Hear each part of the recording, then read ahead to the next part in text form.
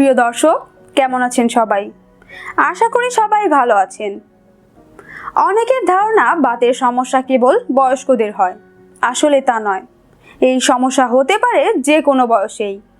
বাতের কারণে প্রচণ্ড ব্যথা এবং হাড়ের জয়েন্ট শক্ত হয়ে যেতে পারে।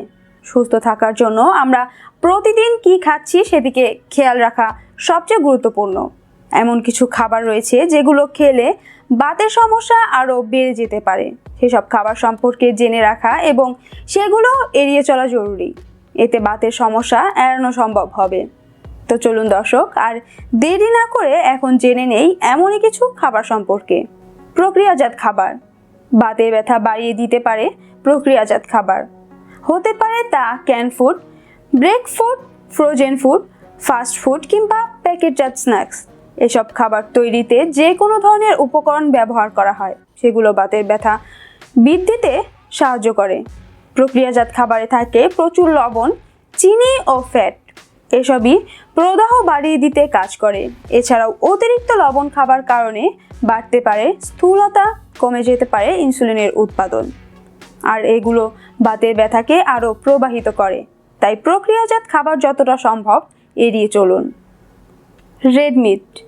রেড মিট খেতে যতই সুস্বাদু লাগুক না কেন, বাতের সমস্যা থাকলে এটি খাবার ক্ষেত্রে হ্রাস টানতে হবে, কারণ এই মাংসে ফ্যাট এবং স্যাচুরেটেড ফ্যাটের মাত্রা থাকে তুলনামূলকভাবে বেশি।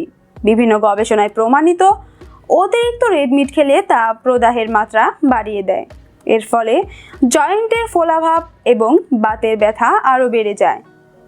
Omega 6 fatty acid. প্রদাহ বিরোধী হিসাবে কাজ করে উপকারী ওমেগা 3 ফ্যাটি অ্যাসিড, কিন্তু ওমেগা 6 প্যালোঅ্যানস্যাচুরেটেড ফ্যাটি অ্যাসিড প্রদাহ সৃষ্টিকারী। ওমেগা 6 ফ্যাটি অ্যাসিড আর্থ্রাইটিসের রোগীদের জন্য মারাত্মক ক্ষতি ডেকে আনতে পারে। ওমেগা 6 অতিরিক্ত খেলে প্রদাহ বেড়ে যায়।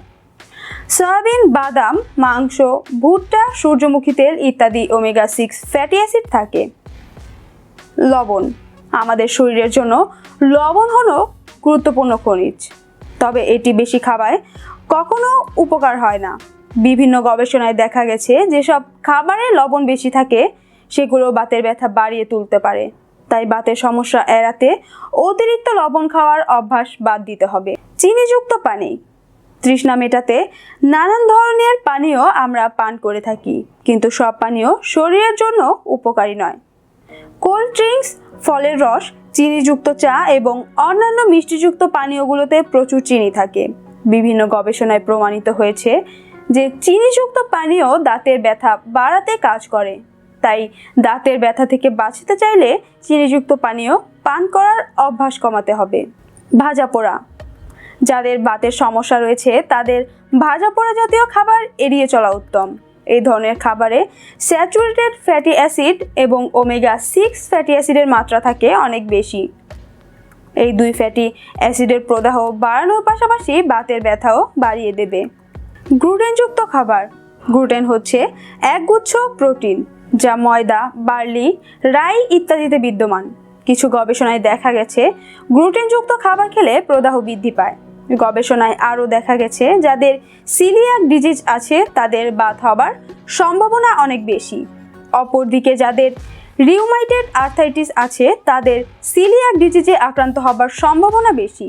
আর সিলিয়াক ডিজিজ আক্রান্ত রোগীরা গ্লুটেনযুক্ত খাবার খেলে তাদের বাতের সমস্যা তীব্র হয়ে পড়ে। প্রিয় দর্শক, আজ এ পর্যন্তই। ভিডিওটি ভালো লাগলে অবশ্যই একটি লাইক দিন আর পরিচিতদের মাঝে শেয়ার করুন। এই বিষয়ে আপনার কোনো মতামত থাকলে তা কমেন্ট করে জানান। আজকের মতো এখানেই বিদায় নিচ্ছি। দেখা হবে নতুন কোনো ভিডিওতে। সে পর্যন্ত সবাই আমাদের সাথেই থাকুন। ধন্যবাদ সবাইকে।